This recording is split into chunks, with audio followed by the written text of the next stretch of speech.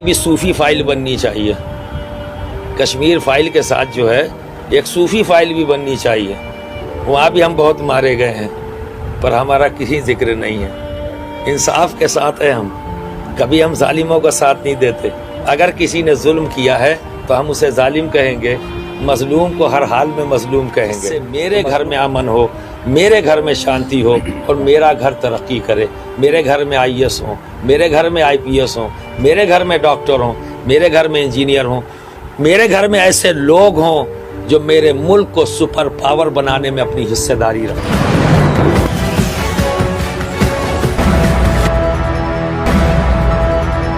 ناظرین، آپ دیکھ رہے ہیں نیوز ٹوڈے اردو.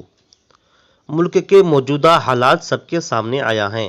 جب سے کشمیری پنڈتوں پر بنی فلم دی کشمیر فائلز منظر عام پر آئی ہے، اس سے ملک کے اکثریتوں کو ذہنی اور جذباتی طور پر ملک کے اقلیتوں کے تئیں بدظن کرنے کی ناپاک کوششیں ہو رہی ہیں.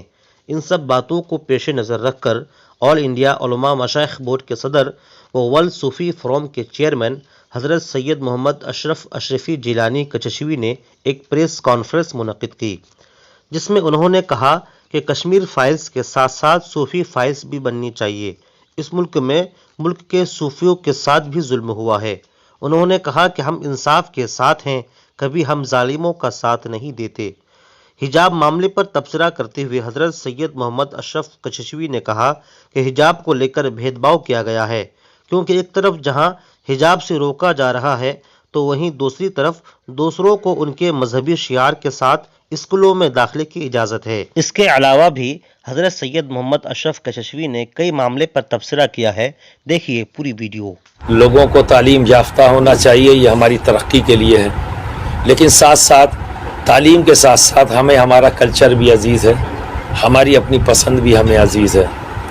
اس سے تعلیم پر ایفیکٹ نہیں پڑتا، لیکن اگر کوئی ہمارے کلچر کو، ہماری پسند کو ایفیکٹ کرے گا تو یہاں بھی ہمیں رائٹ ہے کہ ہم اس کے لیے آواز اٹھائیں کہ نہیں، یہ ہماری پسند ہے، یہ ہمارا کلچر ہے، یا ہم ایسا چاہتے ہیں. اس کا ایجوکیشن پہ کوئی فرق نہیں پڑتا. یہ ضرور ہے کہ ایجوکیشن اس چیزوں پر فرق ڈالتی ہے. اگر ہم نے ایجوکیٹ کر دیا صحیح طریقے سے تو شاید اس طرح کی باتیں نہیں آئیں گی. ایک ایجوکیٹڈ پرسن کو یہ لگے گا کہ ہاں سب کو رائٹ ہے اپنے حساب سے جینے کا، تو جیو اور جینے دو، تب ان کو سمجھ میں آئے گا. ایجوکیشن نہیں ہے تو یہ خطرات موجود ہیں. یہ کوئی بھی کسی کو کسی طرح سے بھی ٹویسٹ کر کے کہیں پہ بھی کھڑا کر سکتا ہے اور ایک اپوزیشن کا ماحول کریٹ ہو سکتا ہے. آپ یہ مانتے ہیں کہ اپوزیشن کا ماحول بنتا ہے؟ بالکل. الٹیمیٹلی جب کسی چیز کا کانسیپٹ کلیئر نہیں ہوگا اور اس پہ ضد کیے جائے گی، ٹھیک ہے نا، جیسے حجاب کے اوپر تو یہ بات کی جا رہی ہے، ٹھیک ہے، ڈریس کوڈ سے وہ بچیاں انکار نہیں کر رہی ہیں. وہ کہہ رہی ہیں کہ ہم ڈریس بھی پہنیں گے اور ہم حجاب بھی اپنی پسند کی چیز کو اختیار کریں گے. اب اپوزٹ میں کیا ہو رہا ہے؟ سندور لگا سکتے ہیں، جا سکتے ہیں، منگل سوت پہن کے جا سکتے ہیں. وہیں کا CM بول رہا ہے، تمام اسکولوں کو یہ ڈائریکشن دے رہا ہے کہ یہ کرنے والوں کو روکنا مت. تو کہیں نہ کہیں ڈسکرمنیشن آ گیا نا. ٹھیک ہے، وہ ان کی پسند ہے، کوئی آبجیکشن نہیں ہے کہ اپنے کلچر اور اپنی پسند کے مطابق اگر کوئی چیز ہم اختیار کر رہے ہیں تو اس میں کوئی رکاوٹ نہیں ہونی چاہیے. سمویدھان ہمیں اس چیز کی اجازت دیتا ہے. ڈسکرمنیشن سے ہمارا سمویدھان روکتا ہے. ڈسکرمنیشن نہیں ہونا چاہیے ایٹ اینی کاسٹ. سمویدھان کو بچانے کے لیے ہمیں بولنا پڑے گا. جب کبھی بھی ڈسکرمنیشن ہو رہا ہوگا تو وہاں شانتی تو پھیلے گی ہی، ڈسپیوٹ تو ہو گئی. اگر ہم اس پوزیشن میں ہیں کہ ہم انسٹیٹیوٹ قائم کر سکیں اور اس انسٹیٹیوٹ کے ذریعے ہم ایجوکیٹ کریں لوگوں کو، ہم یہ بھی کریں گے. لیکن ہم اگر اس حالت میں نہیں ہیں تو ہم بچوں کو ایڈاپٹ کریں گے، غریب بچوں کو جن کے ماں باپ انہیں نہیں پڑھا سکتے اور نہ پڑھا پانے کی وجہ سے وہ ان سے کام لے رہے ہیں، 2 روٹی کے انتظام کرنے کے چکر میں ان کو لگا دیا. تو ہم ایسی جگہوں کو پن پوائنٹ کریں گے کہ نہیں، یہ بچہ ہے اور صرف اس وجہ سے نہیں پڑھ سکتا کیونکہ اس کے ماں باپ کے پاس پیسہ نہیں کہ پڑھا سکے. ہم ایسے بچوں کو ایڈاپٹ کر کے جو وہاں کے اسکول اور کالج ہیں اس میں ان کو ایڈمیشن کرا دیا اور ان کی ڈائریکٹلی فیس وہاں جمع کر رہے ہیں.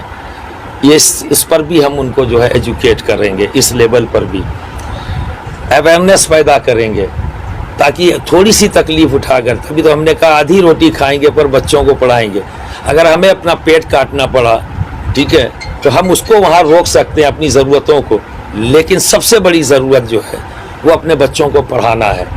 ये अवेयरनेस जब आएगी तो हम फाइट कर ले जाएंगे, एजुकेट कर ले जाएंगे लोगों को, और एक अच्छा मुस्तकबिल अपने मुल्क का देखेंगे, एक अच्छा फ्यूचर हम अपने मुल्क का देखेंगे। हमारी भी सूफ़ी फाइल बननी चाहिए, कश्मीर फाइल के साथ जो है एक सूफ़ी फाइल भी बननी चाहिए।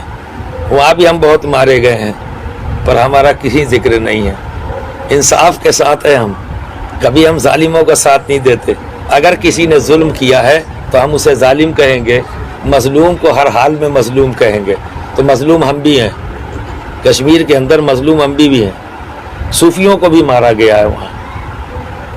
लेकिन जो कुछ भी हुआ है ये सब पॉलिटिक्स की देन है, ये सत्ता की देन है, सत्ता हासिल करने के ये तरीके हैं जिसकी वजह से हमको आज और आप हमको दुखी होना पड़ रहा है, और बड़े दुख के साथ कहते हैं हम, और इस दुख को इजहार मैंने कर दिया। दुखी हम भी हैं, हम भी मारे गए हैं, और दुख इस पर है कि हमारा कोई जिक्र नहीं, लेकिन चलो किसी का तो जिक्र हो रहा है, हमारा भी उसी में दुख निकल रहा है। चलो जुल्म के खिलाफ आवाज़ तो उठी है, हम भी उसके साथ खड़े हैं। देश के हालातों को देखते हुए अमान के लिए क्या समझे?